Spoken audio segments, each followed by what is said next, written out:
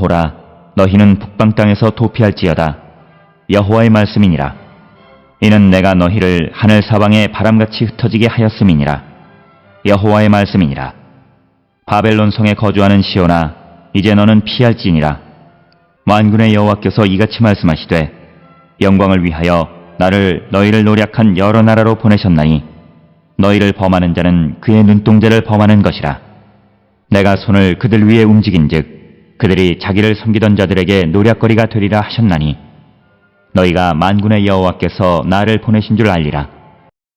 오늘 우리가 함께 읽은 스가랴 2장 6절로부터 9절은 세 번째 환상의 확장 부분으로서 단순한 예루살렘 재건의 비전을 넘어서 포로지에 남아있는 백성들을 향한 긴급한 탈출 촉구와 열방에 대한 심판을 선언하는 내용을 포함하고 있습니다. 그래서 이 6절로부터 9절은 공간적 회복에서 공동체적 이동, 그리고 더 나아가 하나님의 보편적 통치로 신학적 시야를 확장시키는 그런 부분이 오늘 주시는 본문의 말씀이 되겠습니다. 이어지는 6절에 오호라 너희는 북방 땅에서 도피할지어다. 여호와의 말씀이니라. 이는 내가 너희를 하늘 사방에 바람같이 흩어지게 하였음이니라. 여호와의 말씀이니라. 그래서 오늘 주시는 본문의 말씀에서 오라 북쪽 땅에서 도망하라라는 반복적 명령을 제시하고 있고, 여기서 북쪽 땅이라고 하는 것은 단순한 지리적 방향이 아니라 바벨론을 지칭하는 전형적인 예언적 표현이 되겠습니다. 그래서 역사적으로 이것은 바벨론 포로 이후에도 여전히 포로지에 남아있던 유대인들을 가리키는 그런 내용이 되겠습니다. 그래서 내가 너희를 하늘 사방 바람같이 흩어지게 하였느니라 라는 표현을 통해서 과거의 디아스포라, 즉 이스라엘 백성들이 바벨론으로 포로로 잡혀가는 것이 하나님의 심판행위였음을 인정하면서도 이제 그 상태에서 벗어나야 할 시점이 되었음을 선언하는 것이 오늘 주시는 본문의 말씀이 되겠습니다. 따라서 오늘 주시는 본문을 통해서 심판, 그래서 이스라엘 백성을 바벨론으로 흩어버리는 것, 이것 역시 하나님의 행위이다라고 하는 것을 강조하는 말씀이 되겠습니다. 7절에 바벨론 성에 거주하는 시온아 피할지어다라는 구절은 매우 강한 신학적 긴장을 담고 있는 내용이 되겠습니다. 특별히 시온이라는 언약적 정체성을 가진 공동체가 바벨론이라는 이방 제국 안에 거주하고 있다는 사실 자체가 비정상적인 상태로 규정될 수 있고, 그래서 이 명령은 단순한 물리적 이동이 아니라 정체성 회복과 언약적 위치로의 귀환을 요구하는 그런 신학적 호출이다, 이렇게 말할 수 있는 내용이 되겠습니다.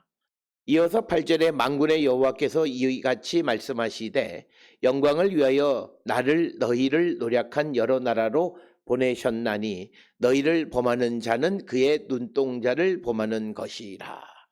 그래서 8절에서는 선언의 근거가 제시되는데 만군의 여호와께서 이와 같이 말씀하시되 이 영광을 위하여 너희를 노략한 여러 나라로 보내셨나니.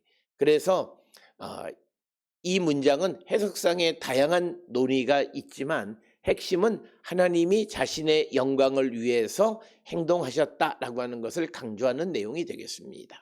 그래서 하나님께서 이스라엘을 바벨론으로 보내신 것은 하나님의 영광을 위한 것이다 라고 하는 것이 8절 전반절의 부분이 되겠고, 이어지는 너희를 범하는 자는 그의 눈동자를 범하는 것이라는 표현은 매우 강렬한 비유로 하나님의 백성이 하나님 자신과 얼마나 밀접하게 연결되어져 있는가를 보여주는 말씀입니다. 그래서 눈동자는 가장 보호받아야 할 민감한 부분을 의미하며 이것은 하나님의 백성에 대한 공격이 곧 하나님에 대한 공격으로 간주된다는 그런 신학적 동일시를 나타내는 그런 말씀이 되겠습니다. 이어지는 9절에서 내가 손을 그들 위에 움직인즉 그들이 자기를 섬기던 자들에게 노략거리가 되리라 하셨나니 너희가 만군의 여호와께서 나를 보내신 줄 알리라.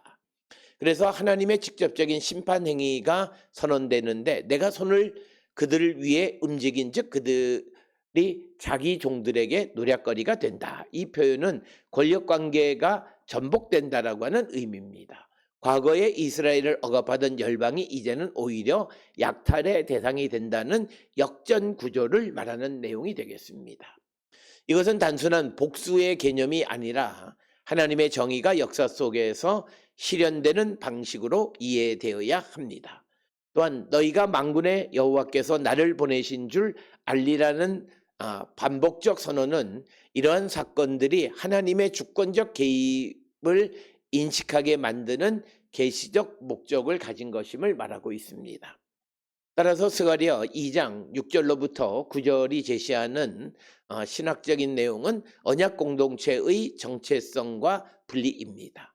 즉 하나님의 백성은 단순한 특정 지역에 거주하는 집단이 아니라 하나님의 통치 아래에 속한 존재로서 이방 질서와 구별되어져야 한다라고 하는 그런 의미에서 언약 공동체의 정체성과 이방과의 분리를 말하는 내용이 되겠고, 두 번째 하나님의 영광 중심의 역사 이해입니다.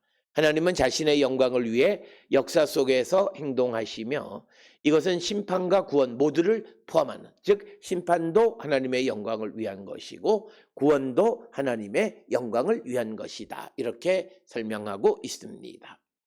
그리고 세 번째 하나님의 백성과 하나님 사이의 긴밀함을 보여주고 이것은 눈동자로 비유되어지는 하나님과 그 백성 사이의 깊은 관계성을 강조하고 이것은 신학적으로 매우 중요한 그런 개념이 되겠습니다.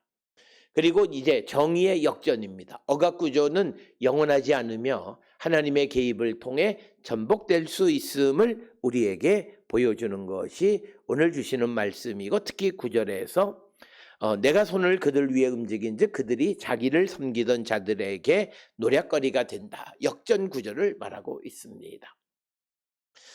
오늘 주시는 스가랴 2장 6절로부터 9절은 신앙 공동체가 자신들의 정체성을 재정립하도록 요구하는 것으로서 신앙인은 단순히 세상 속에 동화된 존재가 아니라 하나님의 통치 아래 있는 독특한 공동체로 살아가야 함을 말하고 있습니다.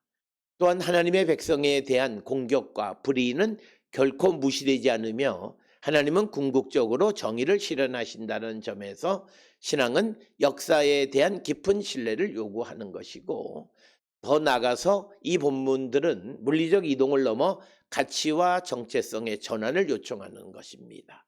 그래서 세속적 안정성 속에 머무르기보다 하나님의 부르심에 응답하는 결단이 필요함을 강조하는 것이 오늘 주시는 본문의 말씀이 되겠습니다.